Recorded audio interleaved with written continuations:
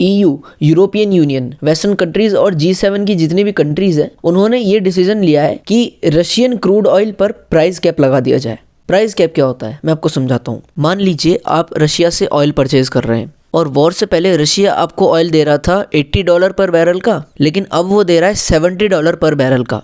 मतलब ये रशिया की मर्जी है, वो आपको कितने प्राइस पे देगा, ये आप दोनों की सहमति से होगा कि आपको कितने प्राइस पे ऑयल मिलेगा। अब अगर इस पे प्राइस कैप लगा दें, जैसे मान लीजिए इस पे लग गया प्राइस कैप $65 पर बैरल का, अब होगा क्या, आप $65 पर बैरल से नीचे नीचे तक का तो ले लेंगे। अगर रशिया आपको $60, $58, $55 पर बैरल तक का आपको क्रूड ऑयल दे रहा है तो आप ले सकते हो। लेकिन अगर $66, $67, $70, $80 मतलब $65 से ज़्यादा का अगर आप ऑयल परचेज करेंगे तो आप पे सैंक्शंस लगेंगे, ये आपको सर्विसेज प्रोवाइड नहीं की जाएगी जिन्होंने प्राइस कैप लगाया है। इसका मतलब होता है प्राइस कैप। अब हुआ क्या है, यूरोपियन यूनियंस और वेस्टर्न कंट्रीज ने रशिया के क्रूड ऑयल पर $60 पर बैरल का प्राइस कैप लगा दिया है। अब अगर कोई भी देश जो रशिया से क्रूड ऑयल परचेज करता है वो अगर $60 पर बैरल से ज्यादा का क्रूड ऑयल परचेज करेगा तो उस पे एक्शंस लिए जाएंगे। अब ऐसा वेस्टर्न कंट्रीज ने करा क्यों है? उन्होंने इसलिए करा है क्योंकि रशिया से एक तो उनकी बनती है नहीं, और तो और रशिया और यूक्रेन में भी वॉर चल रहा है और पूरा वेस्टर्न वर्ल्ड और यूएसए यूक्रेन को सपोर्ट कर रहा है, लेकिन अभी भी साल होने को है और वॉर अभी भी चल रहा है और रशिया पीछे हटने का नाम नहीं ले रहा, ना यूक्रेन झुक रहा है। तो इसलिए रशिया को कमजोर करने के लिए, फाइनेंशियल चोट पहुंचाने के लिए या उसके प्रॉफिट्स कम करने के लिए, जिससे उसकी वॉर फंडिंग और इकोनॉमी डाउन जा सके, जिससे वो वॉर हार जाए और वॉर खत्म हो जाए, इसलिए वेस्टर्न कंट्रीज ने रशिया के क्रूड ऑयल पर प्राइस कैप लगा दिया है। अब कॉन्सिक्वेंसेस क्या होंगे अगर आप $60 पर बैरल से ज्यादा का क्रूड ऑयल परचेज करेंगे? तो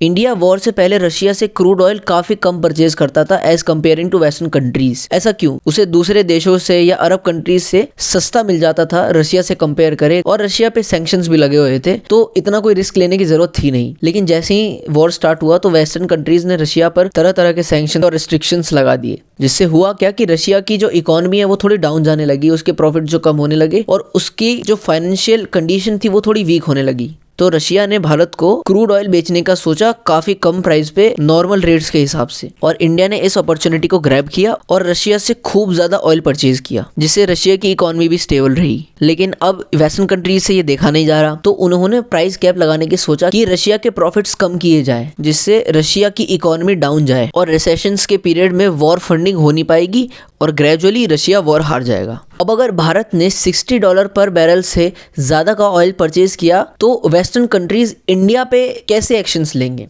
वो मैं आपको समझाता हूँ। रशिया इंडिया को ऑयल तो दे देगा सस्ते दाम पे, लेकिन जो ट्रांसपोर्टेशन होती है वो रशिया नहीं करता।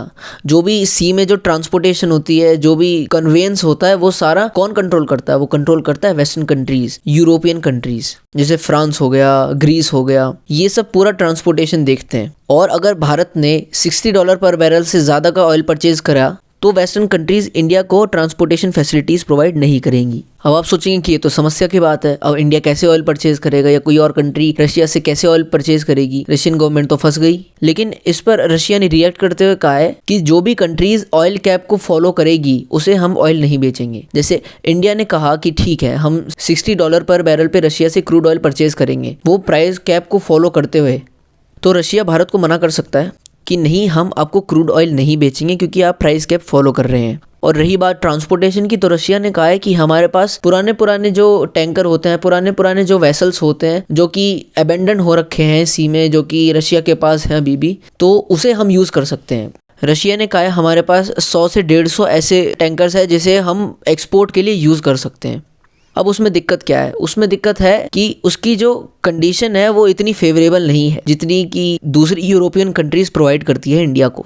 इसमें एक रिस्क फैक्टर रह सकता है कि वो जो पुरानी वेसल्स हैं, पुरानी जो टैंकर्स हैं, वो थोड़े डूब भी सकते हैं या खराब हो सकते हैं, जिससे ऑयल बर्बाद भी हो सकता है और नुकसान भी हो सकता है। तो रशिया ने कहा इसके लिए हम इंश्योरेंस भी प्रोवाइड करेंगे। मतलब रशिया ने अपना पूरा स्टांस क्लियर कर दिया है कि आप हमसे प्राइस कैप पे क्रूड ऑयल नहीं परचेज करेंगे, और अगर यूरोपियन कंट्रीज को प्राइस कैप लगाना है तो लगाओ, हम आपको भी क्रूड बेचना मना करेंगे, जिससे यूरोपियन कंट्रीज और अदर कंट्रीज में रिसेशंस आ सकता है और इकोनॉमी उनकी डाउन जा सकती है।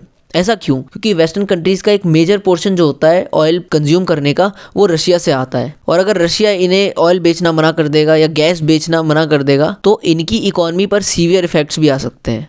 अब आप सोचेंगे कि ये $60 प्राइस कैप क्यों सोची है यूरोपियन कंट्रीज ने, मतलब $50 से इससे ज़्यादा, इससे कम क्यों नहीं, $60 ही क्यों? तो आपको मैं बता दूं, जो अभी करंट प्राइस है वो है $85 पर बैरल। रशिया भारत को और चाइना को काफ़ी कम प्राइस पे क्रूड ऑयल दे रहा है, करीब $20-30 पर बैरल का डिस्काउंट दे रहा है। क्यों? क्योंकि इंडिया और चाइना रशिया से काफ़ी मात्रा में क्रूड ऑयल परचेज कर रहे हैं, तो इसकी कॉस्ट तो वैसे भी 55 और 60 के करीब फ्लक्चुएट करती है। तो इससे इंडिया को ना फ़ायदा नुकसान है, ना रशिया को इतना इफेक्ट पड़ेगा। लेकिन जो दूसरी कंट्रीज़ है जो कि ज़्यादा मात्रा में ऑयल परचेज नहीं करती रशिया से, तो उन्हें थोड़ा इफेक्ट पड़ सकता है। लेकिन ये जो प्राइस कैप रखा गया है वेस्टर्न कंट्रीज़ द्वारा, इस पर सबकी सहमति नहीं बन पा रही है। हाँ, आपने सही सुना, इस पर सबकी सहमति नहीं बन पा रही है। कुछ जो बाल्टिक स्टेट्स हैं जैसे पोलैंड और लिथुआनिया, वो कह रहे हैं कि इस प्राइस कैप को और कम कर दो, इसे $50 $40 के आसपास कर दो, जिससे रशिया के प्रॉफिट्स और कम हो और वो वॉर हार जाए। और वहीं दूसरी कंट्री जैसे ग्रीस, जो कि ट्रांसपोर्टेशन में मदद करती है रशिया की, वो कह रही है कि इस प्राइस को थोड़ा सा बढ़ा दो, इसे 65 या 70 तक कर दो, जिससे हमें प्रॉफिट तो हो।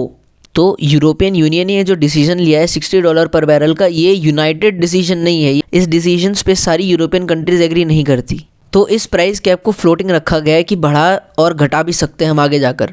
अब भारत के प्रोस्पेक्टिव से देखें तो भारत को ज़्यादा इफेक्ट पड़ेगा नहीं, क्योंकि इसी के अराउंड इंडिया को क्रूड ऑयल मिल जाता है रशिया से, तो प्राइस कैप माने ना माने इतना कोई इफेक्ट पड़ेगा नहीं। और मुझे लगता नहीं कि भारत यूरोपियन कंट्रीज़ की धमकियों से डरेगा, क्योंकि एक्सट्रीम वॉर लाइक कंडीशंस में जब इंडिया ने रशिया का साथ दिया था तब यूरोपियन यूनियंस कुछ नहीं कर पाए, तो अब क्या करेंगे? एक्सपर्ट्स के अकॉर्डिंग ये लगता है कि इंडिया रशिया से क्रूड ऑयल इंपोर्ट करता रहेगा। यही थी खबर। और अपडेट्स और अफेयर्स के लिए इस चैनल को सब्सक्राइब कर दे और वीडियो अच्छी लगी तो लाइक कर दे।